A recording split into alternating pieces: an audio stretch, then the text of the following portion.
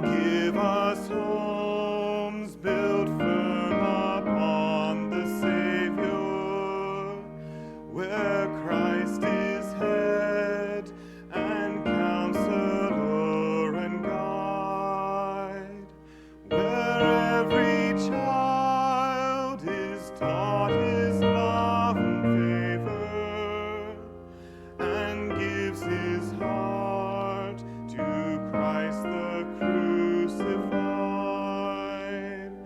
How sweet to know that though his footsteps waver, his faithful Lord is walking by his side.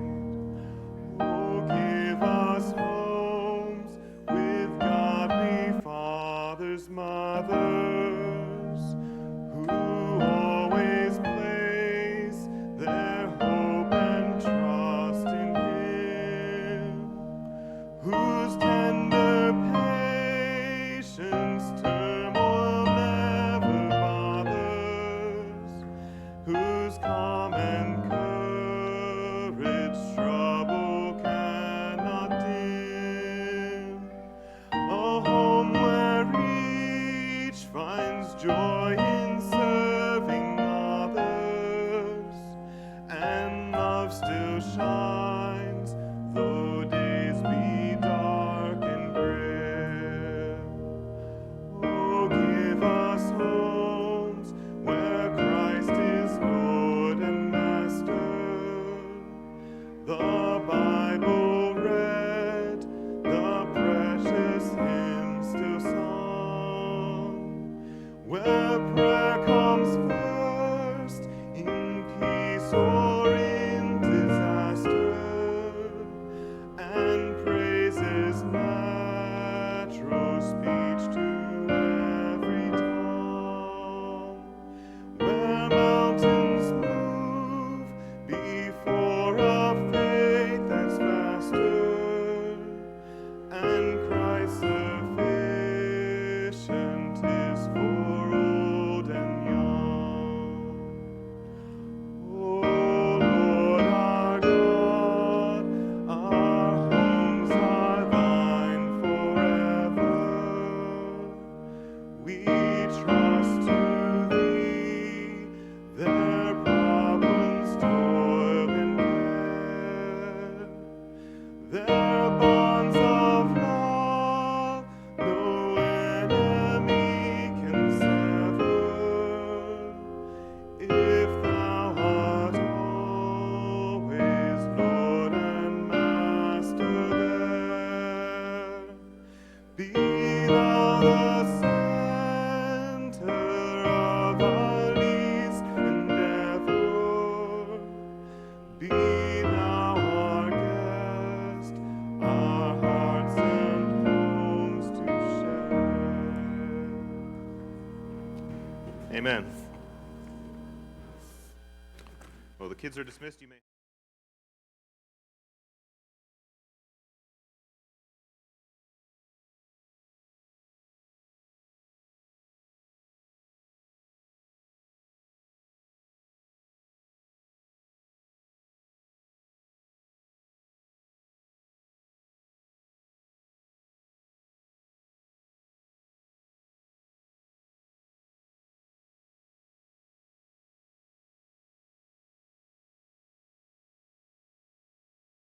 Is connected. There it is. All right.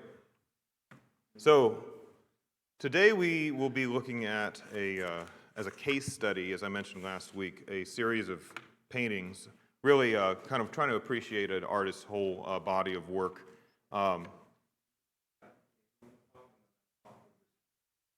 Push the pin. All right.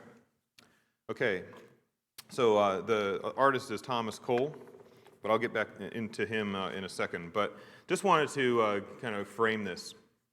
When we were out on our family vacation, which I mentioned a little while ago, maybe last week or 2 weeks ago, we were in Prescott, Arizona. It's in the mountains.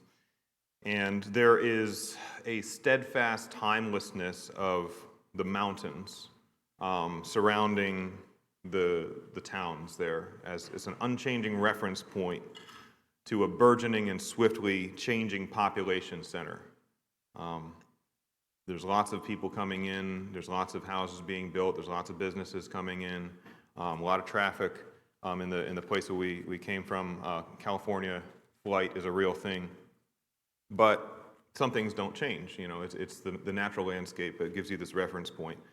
Out west, where the sky is big and you can see mountains 75 miles away on a clear day, it's easy to keep your bearings on the horizon, as every geologic feature has a name that you can learn, such as Granite Mountain or Thumb Butte or Mingus Mountain or Bill Williams Mountain or the San Francisco Peaks. All these different places you can identify if you learn their shapes. And so these are steady state points of reference on the horizon, and that's a key feature of these paintings that we'll focus on today. It's not necessarily the point of the paintings, but it is an artistic device that Thomas Cole uses to great advantage here. We had previously discussed two approaches to art last week that I call: one, representation of beauty, which is motivated primarily by reflecting beauty, real or imagined. And the second approach, or main focus, which I would call message forward, which is the primary motivator being to communicate some message. Thomas Cole, I think, is an example here by his own admission. He's creating message art. He has a message, at least in these paintings that we'll focus on. It's an allegory. It's an allegorical message, but his skill in rendering this beauty is what makes the message powerful. He delivers a message to the heart, not merely just to the eyes or to the mind, and that's why I think Thomas Cole is an example of an artist who exemplifies a hybrid or integrated approach between these two things. So he's not just trying to depict beauty as he sees it, and he's not just trying to send a message to get you to think or believe a certain way, not just persuasion. He is melding these two things together, and I think he does a great job with it. So he uses powerful imagery that's visually compelling and beautiful, but it's infused with story and symbol and meaning. When I was in probably college, I got a few days in Washington, D.C. to just kind of wander around and see the sights, and I went to the National Gallery. And there is a dedicated room in the National Gallery to these four paintings. I think it's octagonal. It's on the first floor. I can't remember which wing it is. But I was very captivated by these paintings. This is called The Voyage of Life. You may have seen these before. They are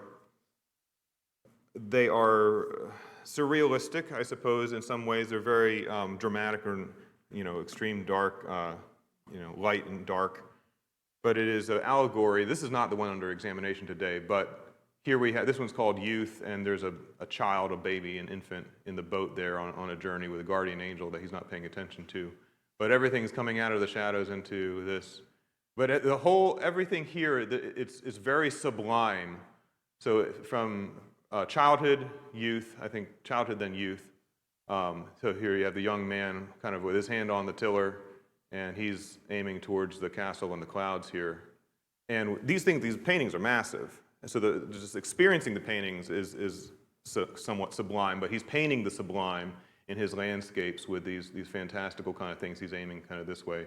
Then it goes up here. This is manhood, and the tiller's broken off, and he's just praying, and the guardian angel's still there, but the river makes a bend, and it starts to head towards the rough waters, and so here he's entering the realities of adulthood and then old age. Here he's entered the sea where all the clouds are starting to clear, and he's welcomed up into the eternal. So that captured my attention, and it was easy because the story is told by a series of paintings. This is The Course of Empire. Let me talk a little bit about Thomas Cole, the painter. He was born in England, 1801.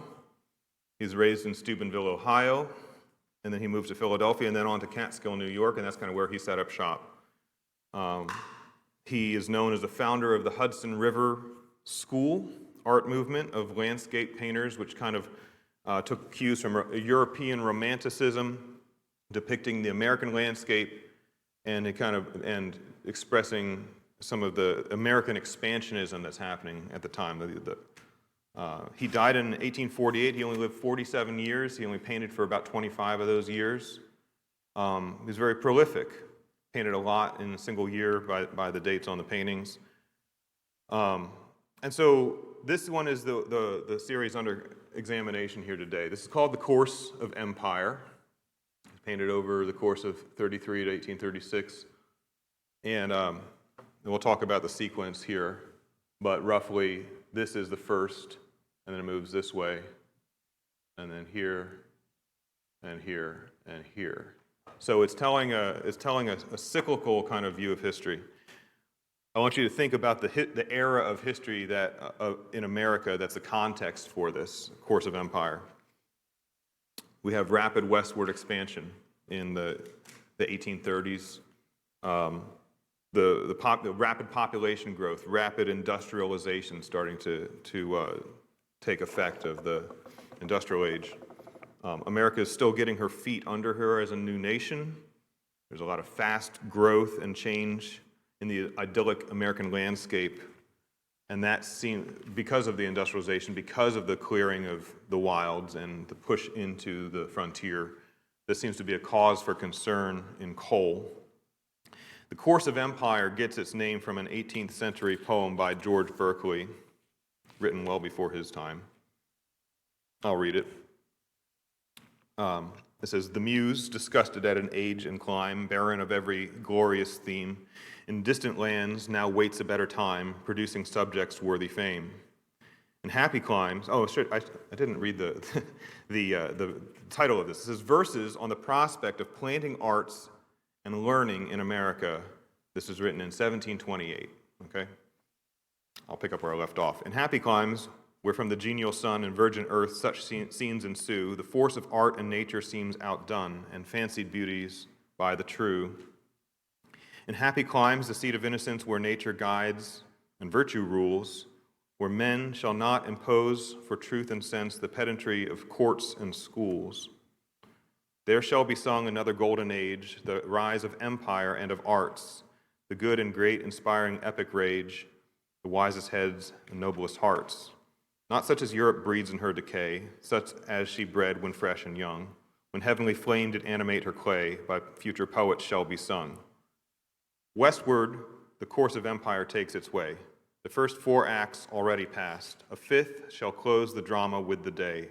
Time's noblest offspring is the last." So I'm not saying that this poem exactly charts the course of the paintings, but this is assumed to be the sense of where the title comes, the course of empire, westward. The point is that the author is saying that Europe's golden age has passed, and now the course of empire moves to the west. It moves in across the sea into the Americas. This is the future, and this is where we can hope for a better, nobler, seat of learning and the arts. This is very, optimistic, and I don't have any more information about the poet, but that is part of the inspiration there. So let's actually take a look at these paintings. This is really where I want to get into it, because there's a lot here to unpack. The first one is called the savage state. Now, savage meaning, virgin and untamed. So that term is a little bit dated. We would not probably use the term savages. But that's kind of the example. Now I'm going to have to skip out of here to kind of get to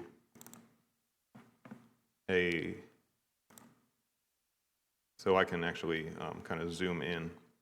Let's see. All right. So here's the whole painting. And I wanted this to be interactive. So if you can't see, if you're having trouble seeing, I would encourage you to move forward. Hopefully that is visible up there. That's why I have the lights low. So what is the eye immediately drawn to here? What's the first thing The peak, okay. Here's the peak, right? There's a distant peak. It's capped by this massive boulder. This is why I was talking about the landscape and the reference points that we can understand. So there's a lot to observe and think about in his paintings.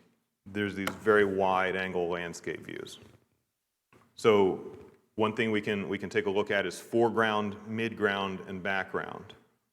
So the background is this dramatic storm, clouds. Midground here, I would say that this is in the background here, this peak. And then midground here we might call over here, if we zoom in and kind of see what's going on there. To have a village, some teepees, some smoke. And also midground here we have a hunt. What are they hunting? Well, there's the quarry, it's the deer. And foreground, here we have a single lone hunter with his bow pursuing the leaping deer, which actually seems like he got. It just isn't down yet. Okay. This is called the savage state. Now, this is an establishing shot. Like in film, in a movie, the director and the camera, operators, we're going to work together. The production is going to edit so that we have the first thing you see when the first black screen rolls up, it's called establishing shot. It gives you context. It's going to start to tell the story. It might start to tell a story in the middle, and then has to go back, or whatever it is, but it's going to give you some kind of landscape, some kind of scene, some kind of understanding about where we are, and you have to start to draw conclusions. So we're just jumped into this, and again, this is primitive, this is very wild. We have dramatic clouds, we have the storm clouds on the right in the mountains that kind of frame this peak. As I said before, Cole was a painter of the sublime. He associates the sublimity of nature with the power of God, the Creator. So the force of nature, I think, is fair to say, Cole associates with the power, the might of God, because it's so much bigger than his human subjects. I mean, the biggest one in this is this guy in the foreground, and he's still pretty small compared to the overall thing. He started actually as a portrait painter, but these are not portraits, these are landscapes. In the upper right corner, where the storm is most intense, there are larger mountains, and they're obscured in the most intense storm. You can just barely make out up here some of the higher peaks farther off in the background there, but the storm's really dumping and raging right there. And I think that is something to remember, that upper right mountains up there as we move on. Now, what's the motion? If I say, like, where's the motion? Which direction are things moving in this? Moving this way?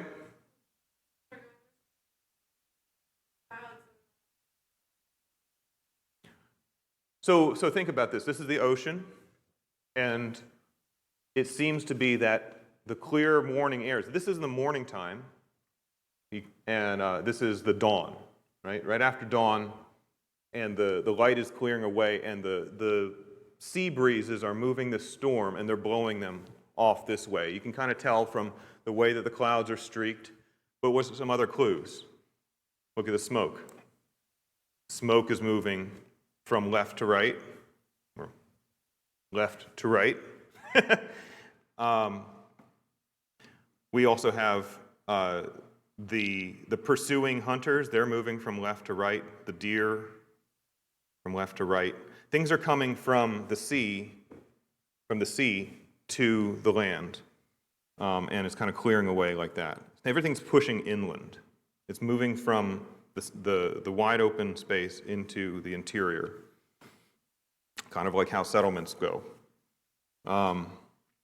It seems like there's an unveiling, which is what apocalypse means. Apocalypse means unveiling in its drama. There's a clear, fresh wind from the sea. It's driving away the crushing darkness and the obscurity into the savage state.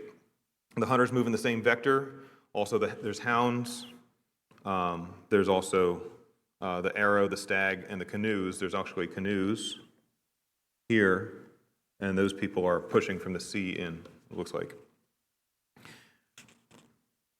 There is a certain primitive intensity and violence evoked by the power of the storm and the waves. See out here? Waves are very violent, crashing. You see the water spray up here. And the trees are wildly whipped by the wind. See, the trees are also bent by the wind, moving from left to right. This peak's shape, the sea is wild and chaotic. It crashes in the same vector against the rocks. The trees are wildly whipped. The peak's shape here appears to be kind of pushing against it. So it's pushing back against this kind of just standing firm, boldly standing against the flow.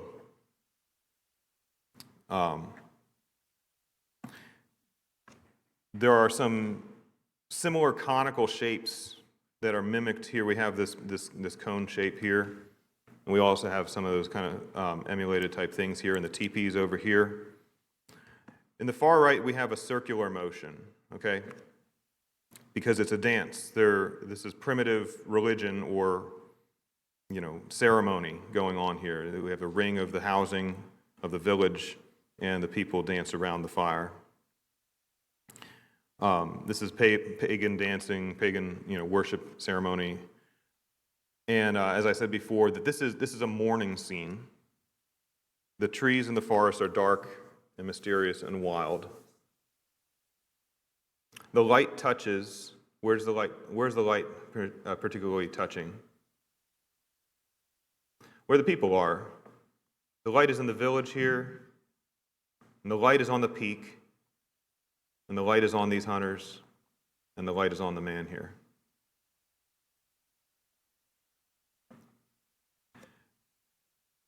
And so we have these dark blues, purples, blacks, and browns here. So that's the savage state. Moving on to the next one, the Arcadian or pastoral state. I'll put that title up here just for you.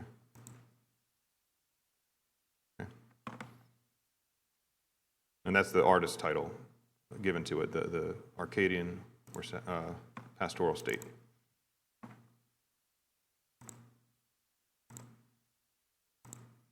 All right.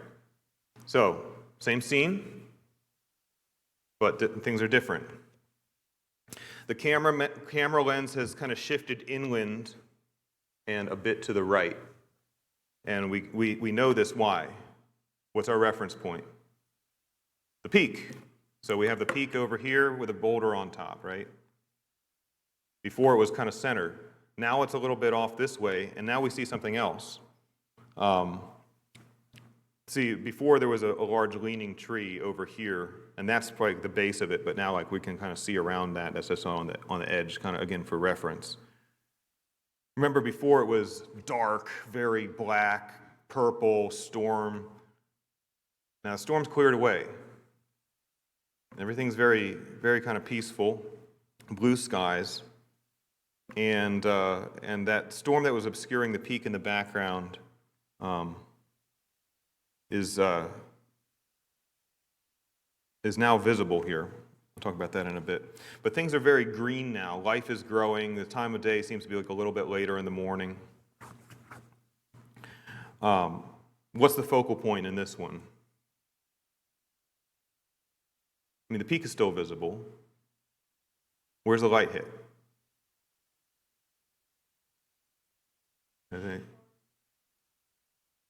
Okay, so there's light hitting here, but I would not say that that's a focal thing because it doesn't really draw the eye all that much. I think that it's here, okay, in this zone in the center here. Here we have like a stone temple. It's very brightly lit, but mightier than that, and also of stone, we have, up here we have this I'll call it the three-toothed peak, three-pointed peak, kind of like a tooth that has like the little crown points there. We couldn't see that before, but very far away, but now it's impossible to miss. Now it's far, but it's the highest point. It's very, in fact, it's so high it's above the clouds. It's very sublime. This is okay. So what's the motion in this one? Before we talked about the motion, what's the motion, and what are the indicators?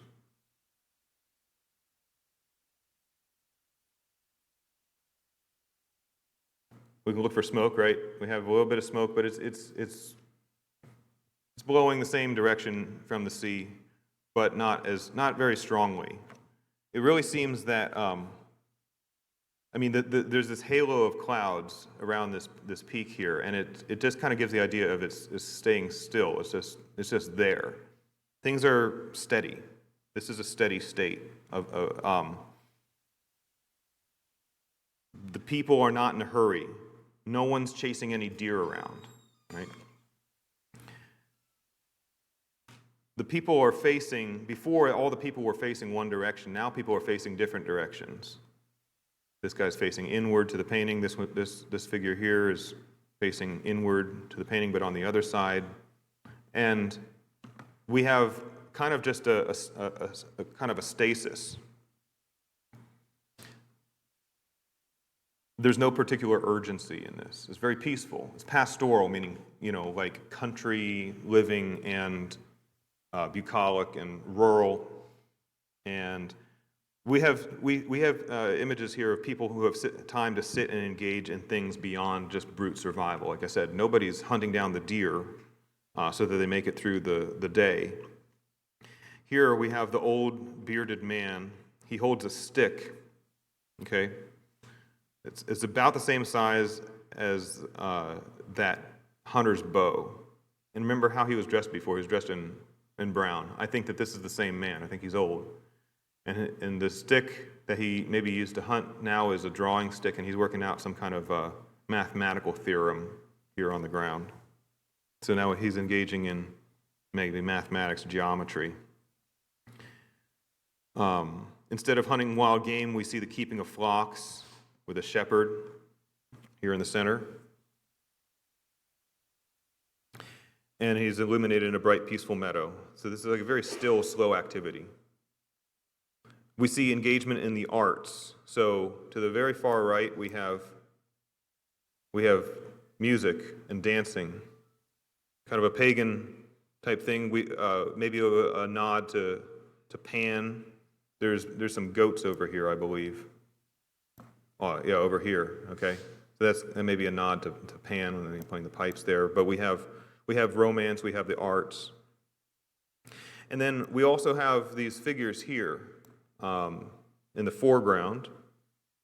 There's a child in green, he's drawing a figure on a rock bridge. And if we look carefully, we can see that he's drawing a figure, like a red figure here with the dirt or the rocks. He's holding a sword.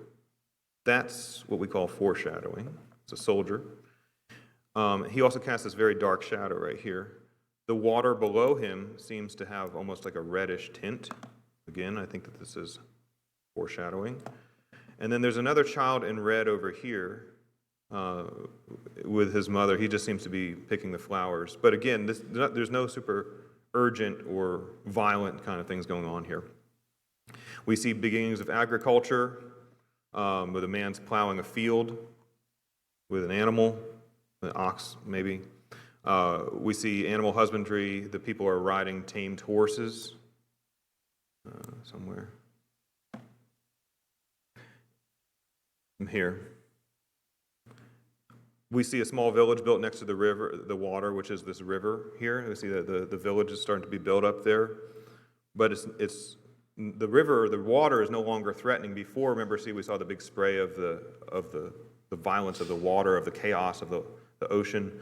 We don't have that now. Now we have settlement, and the river is calm and navigable. And there's a large stump of a felled tree over here.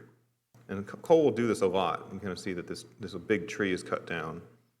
It's a portent, perhaps, of future sacrifices of the natural beauty as the civilization advances. There's small boats out here, But there's also like a larger vessel under construction over here that looks like maybe it's a warship, or maybe at least a seafaring vessel. Also something to remember. And where the original teepee village stood, now we have this temple that we saw before. With a ceremonial, before it had a ceremonial bonfire, now we have some kind of more permanent temple made with stones. It seems to be full of people, and a very large sacrificial fire is happening in the middle of it. People are flowing up to the temple, you can see here. They're ascending the hill. And I would argue that the motion in this is pointing upward to the Tooth Peak. Okay, we have the people ascending, and we have the smoke ascending. It's going upward to the Tooth Peak, and some figures kind of start to gesture towards it, kind of pointing almost upward. If you look around, you can kind of see some indicators maybe going up towards this peak here. But the smoke starts to rise, but it kind of veers away. It never goes straight towards the peak. And it darkens, it drifts off to the right. I think that, now this is my theory, but I believe that the Tooth Peak is Cole's way of symbolizing the triune God, because there's those 3 points up there. I think obscured in the darkness in the primitive state, it's now revealed, and religious worship is happening, though falteringly, as though civilization is stumbling towards God, perhaps. So they're not worshiping God rightly, but that there is a sense of a deity, and I think that that is symbolized by that high peak there. Now,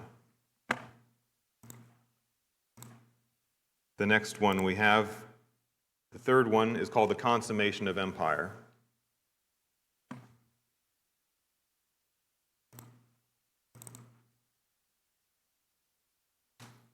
So, same civilization, but it's matured. The viewpoint has shifted again, so we're looking out of the mouth of the river with a sprawling terraced city on both sides. As we expect, there's the Boulder Peak for reference, right? But it's shoved way to the side. There's the Boulder Peak. It's still there for reference, but it's not central. It's not even the highest thing going on here. Crawling up towards the Boulder Peak in snake-like fashion, and there's some viaducts and aqueducts. You can kind of see them here. See, they've built things all the way up to kind of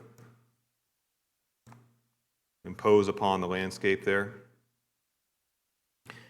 It's trying to, almost like as if it's trying to overtake the icon of the timeless natural landscape. From this angle, the Boulder Peak starts to have a bit of a human profile, I think. Kind of like an old man of the mountain. You kind of see like there's a nose here and then a mouth. You see that? Like he's wearing a crown or a jewel. I think that is an anthropomorphic face, and I think that's very intentional, and I have reason to believe that later on. What don't we see here that we saw in the last one? What's that? Vegetation. Okay, there's some vegetation, but it's there. It is. Okay, it's contained. It's been totally subsumed by human. It's potted. It's very tame and controlled where it's used. What else, though? The peak, the Tooth Peak is missing. Now we can't see that, and it's because the perspective changed. But I think that means. I think that he's conveying that is no. They don't have any. There's no interest in things that are higher. Although there's plenty of things that depict gods, right? Pagan classical gods. This is the statue of Minerva. And I think this is Diana in the frieze there, and was the goddess of the hunt that we saw maybe from the first one. We don't see the Tooth Peak, but what is the point of prominence in this painting? Like kind of where's your eye drawn to?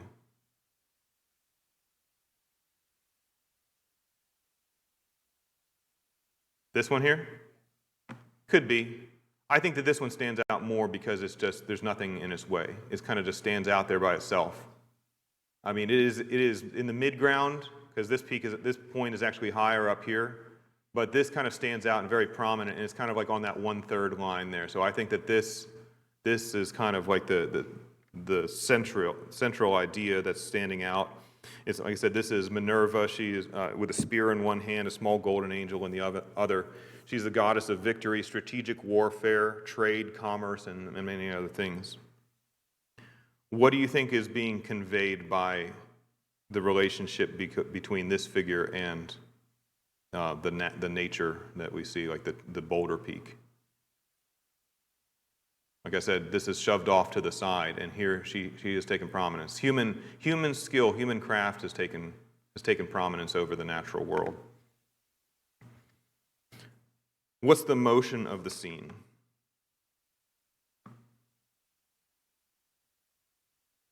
The motion of the scene is away from the mountains.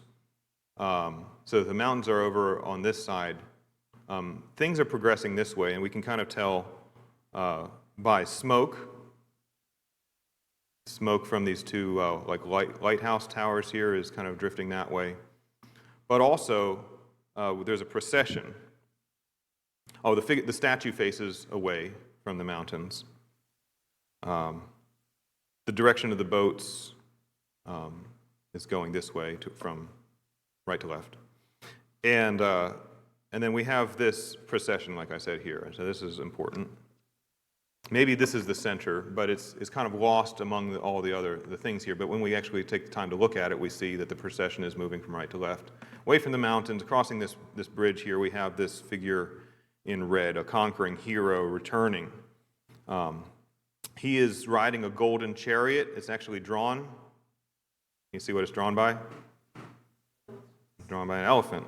I don't think elephants are indigenous to this land, I would bet. So that is from the spoils of war. I would call this civilization the empire of the red people, okay? So we have a lot of, especially because he's clothed in red. On his outlandish chariot, he is a mere mortal. Military figures in the statuary are elevated in grand scale above the people, and gold encrusts even the ships returning from conquest. There's an unnecessarily long and gaudy sweep of golden fabric that descends right here from this triumphal arch. It wraps around one side of the arched bridge. I mean, like, who would make a piece of fabric that long? It goes, and it almost seems to, it kind of attracts the eye because it spirals around here. Our eyes are attracted to spiral shapes like snakes. I would say it's very serpentine, and this shield here, whatever this is, almost has like an anthropomorphic quality of being like a head, almost like that the gold is choking it out. As the title suggests here, this is called The Consummation of Empire. We have Cole's depiction of the peak of a civilization, not just of a civilization, but an empire. In other words, the civilization has gone out beyond its own land and brought back through domination the treasures of other far countries. It has become luxurious and decadent. Classical symbols and architecture to a sublime scale dominate the frame, with a man-made city shutting out nearly all of the natural greenery so preeminent in the past two paintings. Where there are plants, as we mentioned before, they are potted, and they're tamed, and they're growing in these planters. And then there's this really unusual, weird, kind of almost out of place looking black fountain here. And I looked at it and I zoom in, and you can tell this is like a sea serpent, at least down here at the base. So it almost looks like these are like a mouth of a snake or jaws kind of coming up here. Just almost seems out of place and very ominous to me. At the base of the serpent fountain pool, we have a conflict between this boy in green and the boy in red. He's not so happy. At first, it may look like they're playing, but he's sinking a ship. He's sinking his ship with a stick. The skies are bright and serene. This is the early afternoon sun. There may be some large clouds building up on the horizon if you look for them, though, back there. Now we move on to the fourth of the series, which is called Destruction. And destruction is very... I have seen this painting by itself many places lately on social media, because this is what a lot of people are thinking about. So here is destruction.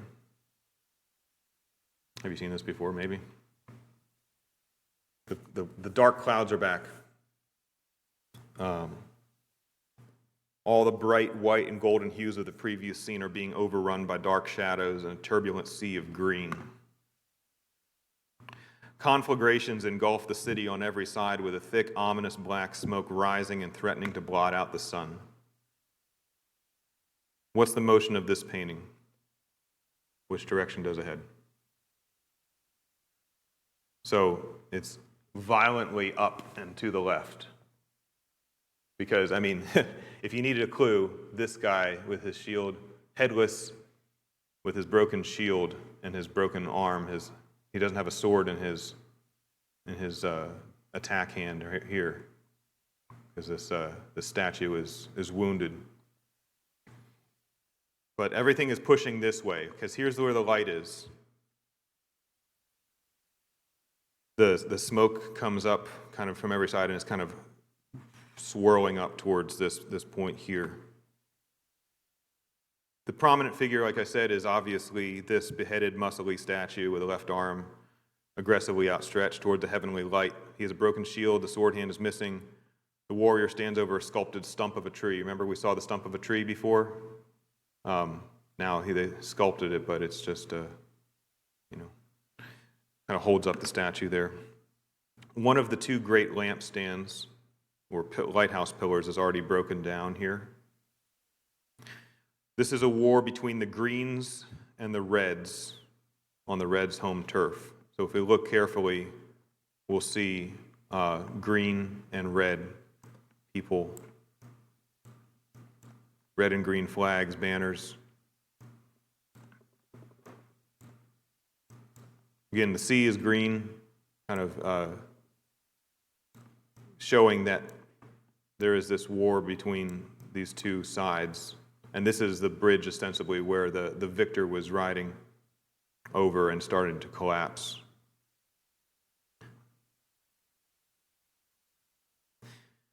Bodies are piled up. There's women trying to escape attackers. This is a very significant one where she's leaping off the wall rather than be assaulted by the soldier there. An infant is dead. And body's just here. Very rough scene. Despite all the carnage below, where's the eye really drawn? It's drawn up here, as we said, up into the heavens, to this terrifying smoke that seems to be like dragons at war in the air. It really looks like dragons fighting, doesn't it? They're backlit by some source of light that doesn't seem to be the sun based on the angles of the sunlight. I don't know if this is the moon. And of course, unmoved is our reference point, the Boulder Peak. So we forgot about Boulder Peak, but there it is. It points up. It also points up in that vector up towards this way, up towards the top left corner there. It points to the forces at war in the air and the unnatural light in the sky. And this just reminds me of Revelation 12:7 says, "And there was war in heaven." And Isaiah's prophecies of the judgment of nations, I was looking at this imagery. I'm not saying that these paintings are necessarily, Cole was reading that and writing this and painting this to reflect exactly these things. If you care to, you can turn in your Pew Bible in the ESV there, or you can just listen. I'll just leave the painting on the screen there. But Isaiah 30:25-33, this seemed to ring true with this. It says, again, this is judgment on the nations. "And on every lofty mountain and every high hill there will be brooks running with water in the day of the great slaughter, when the towers fall. Moreover, the light of the moon will be as the light of the sun, and the light of the sun will be sevenfold as the light of 7 days, in the day when the Lord binds up the brokenness of his people and heals the wounds inflicted by his blow. Behold, the name of the Lord comes from afar, burning with his anger, and in thick rising smoke. His lips are full of fury, and his tongue is like a devouring fire. His breath is like an overflowing stream that reaches up to the neck, to sift the nations with a sieve of destruction, and to place on the jaws of the peoples a bridle that leads astray. You shall have a song in the night when a holy feast is kept, and gladness of heart, and when one sets out to the sound of the flute and go to the mountain of the Lord, to the rock of Israel. And the Lord will cause his majestic voice to be heard, and the descending blow of his arm to be seen, in furious anger and a flame of devouring fire, with a cloud burst and storm and hailstones. The Assyrians will be terror-stricken at the voice of the Lord when he strikes with his rod, and every stroke of the appointed staff that the Lord lays on them will be to the sound of tambourines and lyres. Battling with brandished arm, he will fight for them. For a burning place has long been prepared. Indeed, for the king it is made ready, its pyre made deep and wide, with fire and wood in abundance. The breath of the Lord, like a stream of sulfur, kindles it. Terrifying language from Isaiah. And now we have the final phase of this, which is desolation.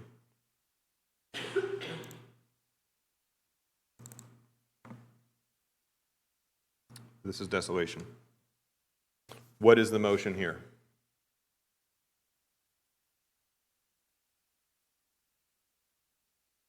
It's just absolute stillness, right? There's no motion really whatsoever. Nothing's burning. I mean, there's some clouds, but I think it's silent. And there's not really any motion. Like the water's very glassy. Nothing seems to be flowing. Everything kind of seems to be kind of resting and maybe stagnating. But what's the new focal point here? The column, perhaps. What's right in the center, where your eye may be drawn? The eye is drawn here at this brightness of this pillar here, but I think also to the moon. Remember, this series of 5 paintings was going from the early morning to the mid-morning to the early afternoon to the evening with the destruction, and now night is upon us. I mean, it is the last hour of the day. And the large marble column, again, that kind of roughly is in the rule of thirds there as this painting is divided up. It's the remaining dominant, pathetic remnant standing in this scene, and it's slowly being reclaimed by nature. The redomination of the green or nature is readily apparent. See, the green came back because nature is starting to eat over the ruined city. There's black birds, and they're really only the evident remaining animal life in this scene. There's a black bird here, and maybe its mate up here, where there's building a nest. Not a pretty white egret or something like that. It's this like kind of dark black, unnatural bird, a night bird maybe. The ruins have become a dwelling place for the night bird up on the column. Again, I'll read some from Isaiah 34, 8 through 14, again, about judgment on the nations. For the Lord has a day of vengeance, a year of recompense for the cause of Zion. And the streams of Eden shall be turned into pitch, and her soil into sulfur. Her land shall become burning pitch. Night and day it shall not be quenched. Its smoke shall go up forever. From generation to generation it shall lie waste. None shall pass through it forever and ever, but the hawk and the porcupine shall possess it, the owl and the raven shall dwell in it. He shall stretch the line of confusion over it and the plumb line of emptiness. Its nobles, there is no one there to call it a kingdom, and all its princes shall be nothing. Thorns shall grow over its strongholds, nettles and thistles in its fortresses. It shall be the haunt of jackals and abode for ostriches, and wild animals shall meet with hyenas. The wild goat shall cry to his fellow. Indeed, there the night bird settles and finds for herself a resting place. And this scene reminds me a lot of, there's a famous poem you may know called Ozymandias.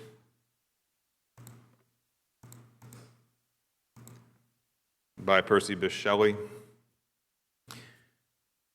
It says, I met a traveler from an antique land who said, 2 vast and trunkless legs of stone stand in the desert. Near them on the sand, half sunk a shattered visage lies, whose frown and wrinkled lip and sneer of cold command tell that its sculptor well those passions read, which yet survive, stamped on these lifeless things, the hand that mocked them and the heart that fed, And on the pedestal, these words appear: My name is Ozymandias, King of Kings. Look on my works, ye mighty, and despair. Nothing beside remains.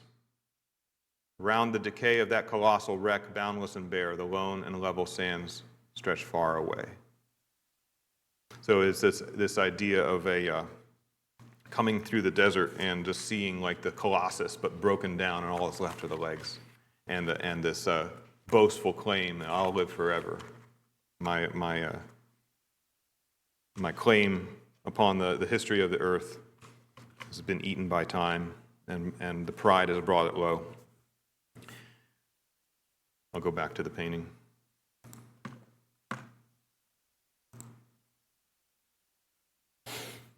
There's the two great lampstands or lighthouses. They're cut down here and here. They're like stumps of trees that we saw in the previous paintings. Remember the stumps? A new cascade of water descends, weeping from the anthropomorphic face. This is why I think it's a face. It really looks like one. You see the profile there? And from the eyes, it looks like a cascade of water coming down, weeping from the anthropomorphic face of the old man of the mountain. Boulder Peak looks more like a king than ever. This reminds me of Isaiah 32, 1 through 5. Behold, a king will reign in righteousness, and princes will rule in justice. Each will be like a hiding place from the wind, a shelter from the storm, like streams of water in a dry place, like the shade of a great rock in a weary land. Then the eyes of those who see will not be closed, and the ears of those who hear will give attention. The heart of the hasty will understand and know, and the tongue of the stammerers will hasten to speak distinctly. The fool will no more be called noble, nor the scoundrel said to be honorable. I think there's possibly some cruciform imagery here, the cross imagery a little bit, and there's reasons I think that because Cole was into that kind of imagery, the moon and the reflection, or the vertical column and the kind of the thing here. So I think that there's some sobering reflections here. Do we place our hope in mighty men, political saviors? Do we place our hope in our own wealth and ease, in the things that we have built with our own hands, that we have as a nation? Have we as a nation, as a civilization, pursued our own glory above the glory of God? And if so, what can we expect? The kingdom of God is forever, as we sing in A Mighty Fortress. The United States, as a nation, however, has no such guarantees as the kingdom of God. So we might do well to reflect on the imagery of the warnings, again, of Isaiah 32, 9 through 20, and also the promises. Rise up, you women who are at ease, hear my voice. You complacent daughters, give ear to my speech. In little more than a year you will shudder, you complacent women, for the grape harvest fails, the fruit harvest will not come. Tremble, you women who are at ease. Shudder, you complacent ones. Strip and make yourselves bare and tie sackcloth around your waist. Beat your breasts for the pleasant fields, for the fruitful vine, for the soil of my people growing up in thorns and briars. Yes, for all the joyous houses in the exultant city, for the palace is forsaken, the populous city deserted. The hill and the watchtower will become dens forever, a joy of wild donkeys, a pasture of flocks, until the Spirit is poured upon us from on high. And the wilderness becomes a fruitful field, and the fruitful field is deemed a forest. Then justice will dwell in the wilderness, and righteousness abide in the fruitful field. And the effect of righteousness will be peace, and the result of righteousness, quietness and trust forever. My people will abide in peaceful habitation, in secure dwellings, and in quiet resting places, and it will hail when the forest falls down, and the city will be utterly laid low. Happy are you who sow beside all waters, who let the feet of the ox and donkey range free. And we sang this the other night at the bonfire, and I thought this desolation reminds me of this verse here. It says, "Swift to its close ebbs out life's little day. Earth's joys grow dim, its glories pass away. Change and decay in all around I see. O thou who changest not, abide with me." So if you were here last week, one idea that I believe very strongly about art is that art will necessarily reveal the artist's understanding of the world. This is inevitable. One artwork may not reveal as much as another, and it may reveal that the artist has a very deficient or perverse understanding of the world. Reality is how God sees the world. Our ability to perceive and then portray the kind of world he created and sustains will vary depending on our relationship to him. So a single work of art is not enough to understand an artist's worldview, but a body of work will reveal more. Studying an artist's body of work may often reveal a change in worldview or attitude over time. So what do you think, looking intently into the course of Empire, were maybe some elements of Cole's worldview? If I've done any, I've made any effort at explaining some things or drawing your attention to some things. Can you think of any conclusions? Again, this is just one series. It's not his whole lifetime of work. Any thoughts?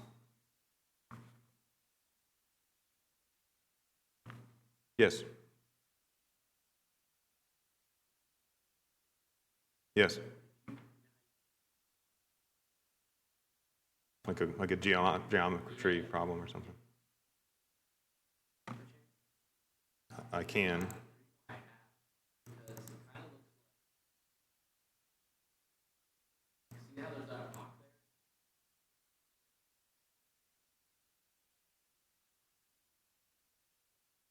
Okay. Oh, I see what you mean. Yeah. That's an interesting idea. Yeah, and it's fun because there's like lots of imagery in here that you kind of see more, and this is not the highest resolution that possibly we can get to, but yeah, there's always like little things there that you may draw some things out.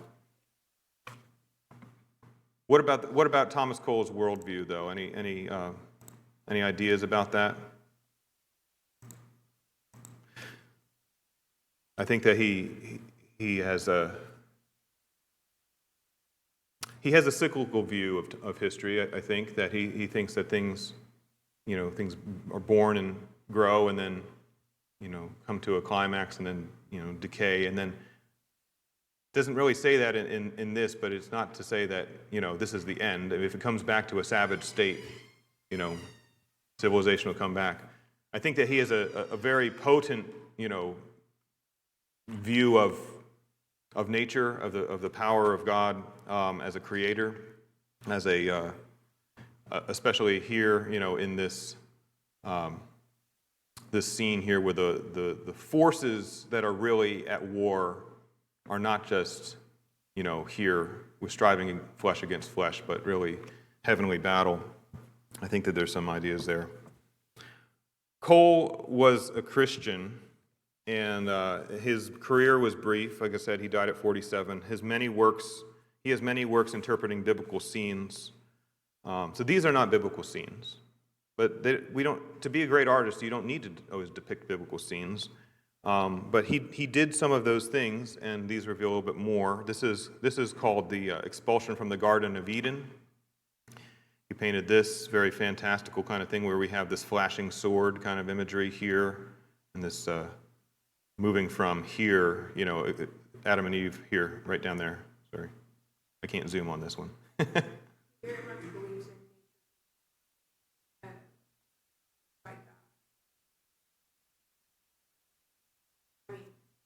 As a force. Without hearing outside facts, I would more towards nature as being the deity. Okay. Okay. And definitely not, like the opposite of that humans are just at the mercy of nature is going to win out. Mm-hmm. That you've studied and know from other facts, but I feel like you get that different. Yeah, well, in his paintings, the human figures are bit players among the sublime scale of the natural world there. So I think that he is. I think that he believes in God. I think he actually was a Christian. But yeah, go ahead. He almost portrays humans as polluting the purity of nature, and that the problem is with the world.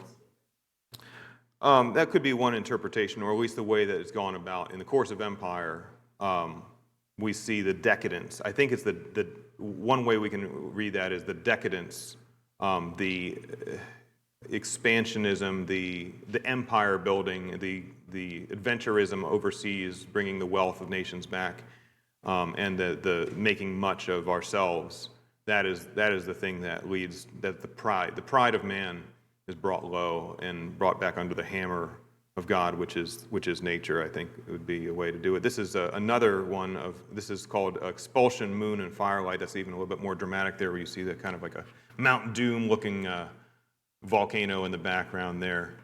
Very kind of surreal, dreamlike. This is called the subsiding of the waters of the deluge. So here we have the ark, very small, but this is after the flood. He painted this one called The Angel Appearing to the Shepherds. And then also Angels Ministering to Christ in the Wilderness.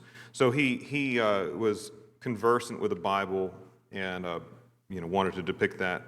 Cole started in portraiture, but he comes into the world of landscape painting, and that's when his works start to depict. He started out by depicting realistic landscapes of real places like in upstate New York, but then his most famous works, which are like the Voyage of Life we have here, and then the Course of Empire series. These are imaginary events in imaginary, sublime, fantastical landscapes. He fully made use of the gift of his imagination that God gave him. And so that we've looked at the artwork, it's helpful to read what the artist himself said about the works. This is actually his installation diagram. That this was like on a wall, like a fireplace here, and then it was supposed to be the Savage State Pastoral, the consummation of empire, and then we have destruction and desolation, and we have like these like little top paintings, which was like the dawn and the midday and then the sunset. So that's how they were originally supposed to be displayed for his sponsor, and that's how I have them arranged like this. But he said this. He said, a series of pictures might be painted that should illustrate the history of a natural scene as well as be an epitome of man, showing the natural changes of landscape and those affected by man in his progress from barbarism to civilization to luxury to the vicious state or state of destruction, and then to the state of ruin and desolation. The philosophy of my subject is drawn from the history of the past, wherein we see how nations have risen from the savage state to that of power and glory, and then fallen and become extinct. So that is in his own words. But I like to put that at the end, not the beginning, so that you can draw your own conclusions as you go. Cole was inspired by reading other art forms, especially poetry. So this is from a poem called, or a piece of literature called Childe Harold by Lord Byron. There is the moral of all human tales, 'tis but the same rehearsal of the past. First freedom, and then glory. When that fails, wealth, vice, corruption, barbarism at last. And history, with all her volumes vast, hath but one page. So I think that he's painting as an allegory, as a warning to the new nation of America, to be careful how we build, how we think that we're going to dominate over nature. He wrote, I have been dwelling on many subjects and looking forward to the time when I can embody them on the canvas. They are subjects of a moral and religious nature. On such I think it is the duty of the artist, this is his mission statement, the duty of the artist to employ his abilities, for his mission, if I may so term it, is a great and serious one. His work ought not to be a dead imitation of things without the power to impress a sentiment or enforce a truth. Does that make sense? Then what I've been saying is that like there are kind of two primary approaches to art. Neither one is necessarily right or wrong, but I think it's best when you blend not just the dead imitation of things, but also the message that comes along with it and use those things together. Cole has a sense of mission, of culture building. He understands that before God, as he as an artist has a sober duty not to portray just dead imitations of things on canvas, because he knew that he could never compete with the sublime artist, God the Creator, but only falteringly represent them. He understood his mission to convey a message of truth and that of a moral and religious nature. His art is both beauty and message. His late paintings before his death were never completed. So these are actually studies. These are not completed paintings. Where this series was called The Cross and the World, and it tells another story or a parable in paint. Again, allegorical. There's two men kind of finding their way in life. They've come to this intersection here, and here we have an evangelist kind of pointing up, and there's a cross, right? So this is the way of the cross, and this way is called the way of the world. So we have a pilgrim who's going towards the cross and a pilgrim of the world going this way. This is a little bit reminiscent of Pilgrim's Progress. And so as this goes on here, this is the pilgrim of the world. Again, we have the castle in the clouds, his great aspirations to pursue these things. And here we have the cross kind of hiding and being obscured in vapor and off as an afterthought. And this pilgrim is progressing towards the world. The pilgrim of the cross, on the other hand, has a hard way, a scary way. But here we have a cross here, and also this light coming out from here. So a perilous journey. These scenes of the waters underneath here remind me of the journey, the voyage of life. And this is the outcome. Here we have this very terrifying kind of scene. Again, these are studies. They're not completed paintings because he never finished them. But this is the outcome, this hellish landscape of things of monstrous shapes and, scary things in the air like death itself coming to claim him.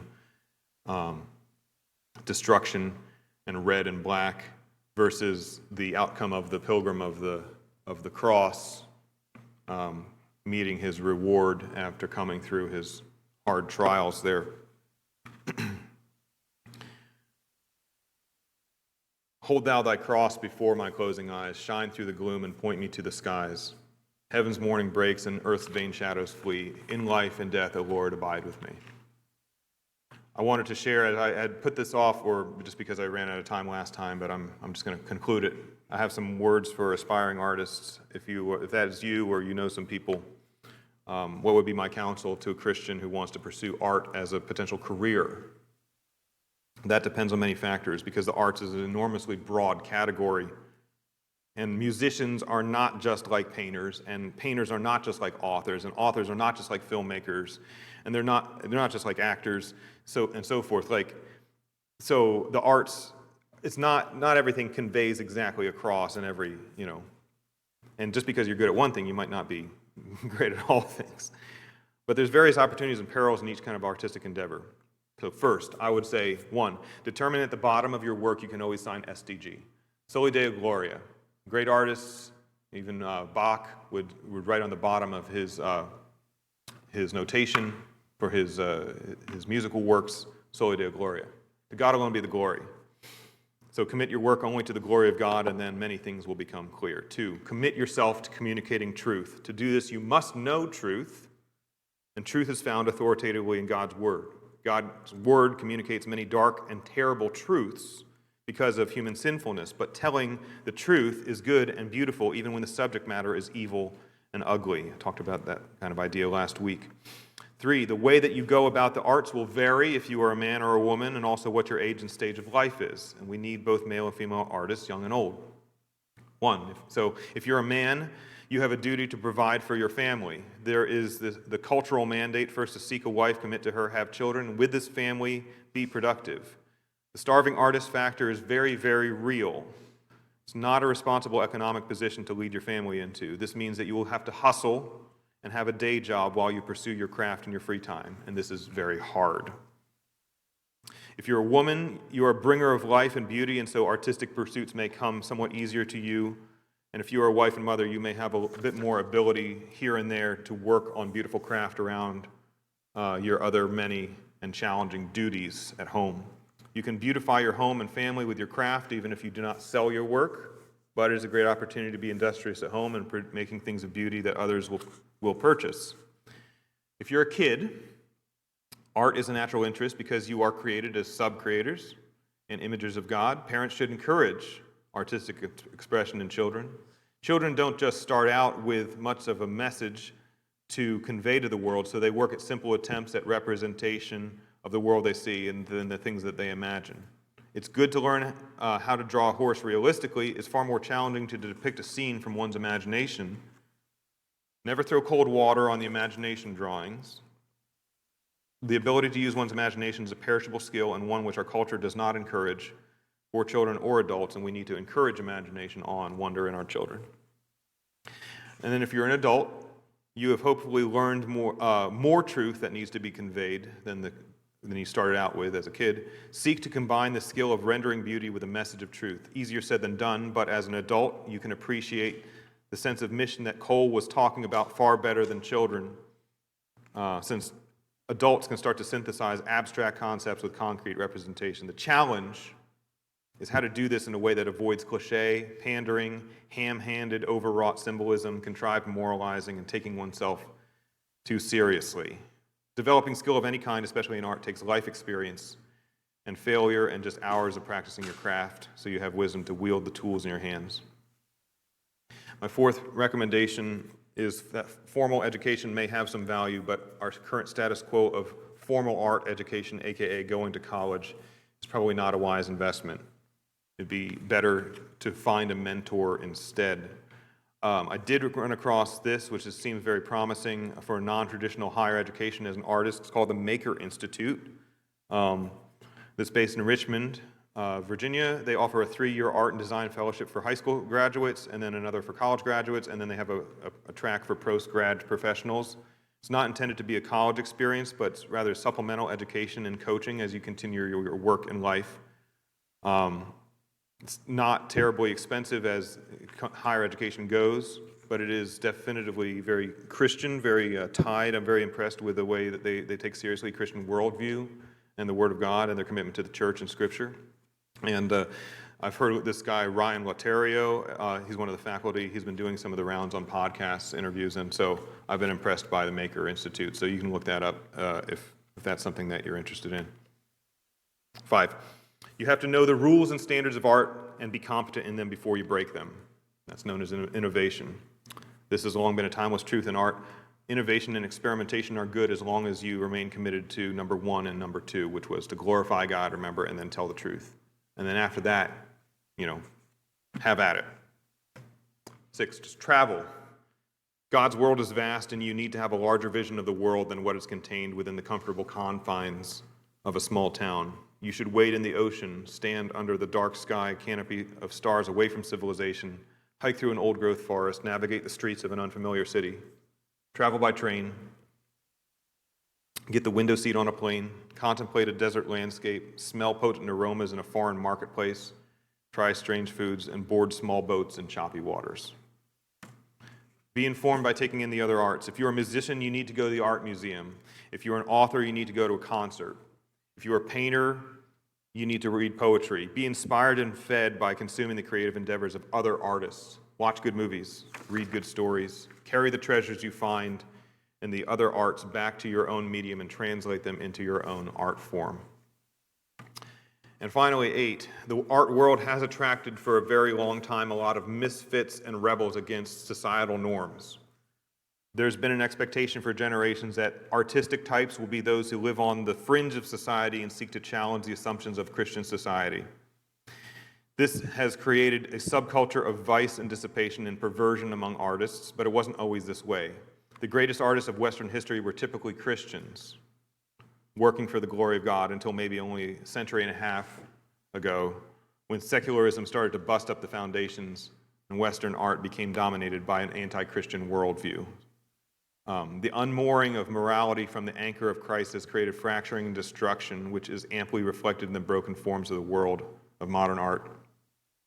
And so since the norm in our society has now become vice and dissipation and perversion, it's time for Christians to take up the mantle of being those misfits and those rebels to the glory of God so we can build up our own subculture through the arts. Artists catechize a culture. As I quoted before when I spoke last year about the power of music, Plato said, "Let me write the songs of a nation, I care not who writes its laws." What happens in the recording booth in the Hollywood writer's room will eventually shape the desires and loves of and morality of America and eventually the rest of the world.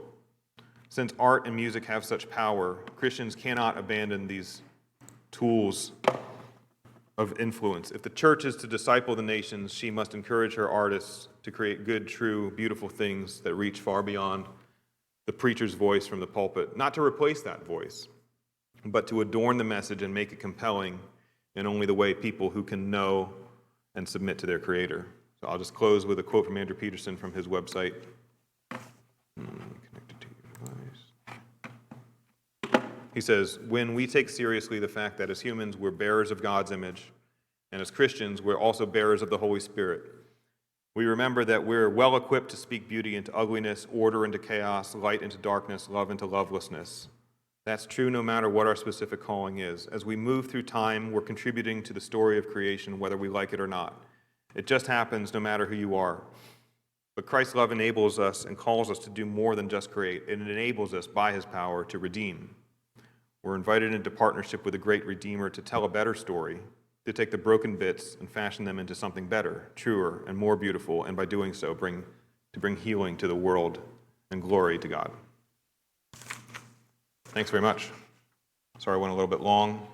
Any questions, any other feedback, any thoughts on art?